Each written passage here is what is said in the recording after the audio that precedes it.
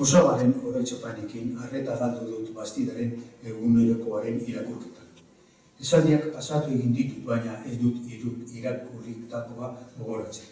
Ekan behar diot atzera ere. Ekainak hamar. Vaporoko kapitaina oso jatorra ematen du.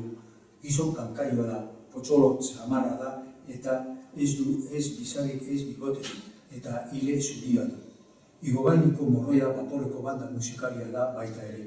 Eta berak bakarrik beste guztiak batera, baino musika tresna gehiago jotzen ditu.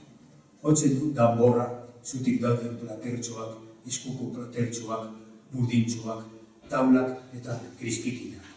Lau musika tresna jotzen ditu batera. Eta gainera, Afrikako gerra egonda eta bertan egin zizkioten zauri batzuk erakutsi dizki eta kondekorazioak ere baditu. Honena da. Manuel Aierdi kapitainak ematen zituen eskolak herriko arrantzan eskola. 60ko hamarkada hasieran. Ordura arte ez zen egon horrelako eskolarik, Lekeition egiten ziren nautika ikasketak. Aitari ezkontzeko hitzen manda zegoela, Don Emilio izeneko apaiz batek esan zion amari, hobe zuela Gasteizera neskamer joan eta lehorreko mutilen batekin eskondu. Militar batekin edo. Nekeak baino ez zituela igaroko herriko arrantzale batekin eskontzen bazen. Txitxarro txikiak baino ez dituzu jango bizitza osoan.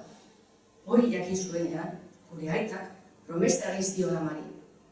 Nekeak dirik ez zutela igaroko, alturako lemazain tituloa aterako zuen.